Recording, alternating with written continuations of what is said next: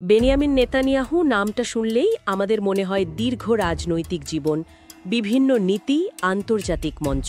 এসব ছবি তো ভেসে ওঠে, তাই না? একদম পরিচিত ছবিগুলোই সামনে আসে। কিন্তু আজকের আলোচনাটা একটু অন্যরকম। আমরা যে সূত্রগুলো দেখেছি সেখানে তার এই রাজনৈতিক পরিচয়ের আড়ালে থাকা কিছু অন্য দিকের কথা আছে, কম জানা কিছু অধ্যায়। যেমন ধরুন, এটা কি অনেকে জানেন যে তিনি ছোটবেলার বেশ কিছুটা সময় আমেরিকায় কাটিয়েছেন? হ্যাঁ, এটা হয়তো অনেকেই জানেন না। আর সেখানে নাকি নিজের নামটাও একটু বদলে নিয়েছিলেন, বেন নিতায়, মানে যাতে আমেরিকানদের বলতে সুবিধা হয়। ঠিক, এই আমেরিকান যোগাযোগটা কিন্তু বেশ গুরুত্বপূর্ণ। মানে এটা শুধু নাম বদলের ঘটনা না। আচ্ছা। হ্যাঁ, দেখুন, তার পরের জীবনের যে দৃষ্টিভঙ্গি, সেখানে এই অভিজ্ঞতার একটা প্রভাব তো থাকতেই পারে।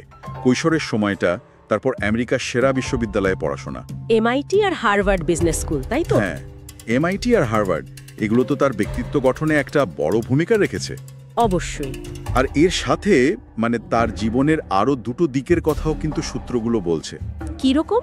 একটা হলো তার সামরিক বাহিনীতে থাকা, মানে কমান্ডো হিসেবে তার অভিজ্ঞতা, আর অন্যটা হলো কিছু ব্যক্তিগত বিতর্ক যা তার রাজনৈতিক জীবনে বারবার এসেছে।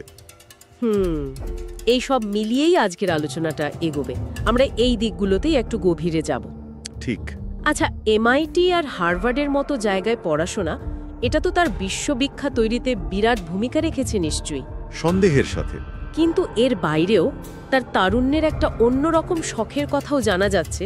তিনি নাকি নাটক, মিডিয়ার দিকেও বেশ আগ্রহী ছিলেন। হ্যাঁ, এটা বেশ অবাক করার মতো তথ্য। মানে কিছু নাটকে নাকি অভিনয়ও করেছিলেন। সত্যিই তাই। আর এই আগ্রহটা কে জানে, হয়তো পরে রাজনৈতিক মঞ্চে তাকে সাহায্যও করেছে। কিভাবে? মানে একজন চৌকস বক্তা হওয়া, মিডিয়ার সামনে সাবলীল থাকা, যাকে বলে মিডিয়া স্মার্ট ব্যক্তিত্ব, হয়তো সেই মঞ্চের অভিজ্ঞতা এখানে কিছুটা হলেও কাজে দিয়েছে। হতে পারে। Interesting point. তবে এর পাশাপাশি তার সামরিক জীবনের অভিজ্ঞতাও কিন্তু খুবই গুরুত্বপূর্ণ। হ্যাঁ, বিশেষ বাহিনী সেরেত মাতকালের কথা বলছেন তো? একদম, ইসরায়েলের অন্যতম সেরা আর গোপন কমান্ডো ইউনিট। তিনি শুধু সেখানে ছিলেন না, টিম লিডার ছিলেন। ও, এটা তার চরিত্রের দৃঢ়তা তৈরিতে একটা বড় ভূমিকা রেখেছে বলে মনে হয়। আর এই সামরিক অধ্যায়ের সাথেই তো জড়িয়ে আছে একটা বড় ট্র্যাজেডি। হ্যাঁ, আপনি এন্তেবে অপারেশনের কথা বলছেন, 1976 সাল। ঠিক, উগান্ডার জিম্মি উদ্ধারের সেই বিখ্যাত অপারেশন। সেখানেই তো তার বড় ভাই ইয়োনাতান নেতানিয়াহু। হ্যাঁ, ইয়োনাতান নেতানিয়াহু, যিনি সেই টিমের কমান্ডার ছিলেন, তিনি শহীদ হন। ভাইয়ের এই মৃত্যু নিশ্চয়ই তার উপর গভীর ছাপ ফেলেছিল। তা তো বটেই। এই ঘটনা মানে তার পরবর্তী রাজনৈতিক জীবনে, বিশেষ করে নিরাপত্তার প্রশ্নে তার যে কঠোর অবস্থান, সেটাকে হয়তো আরও জোরালো করেছে।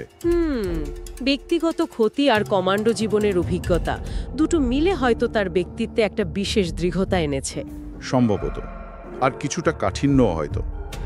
এরপর তো তার কূটনীতিক জীবনে প্রবেশ। আচ্ছা।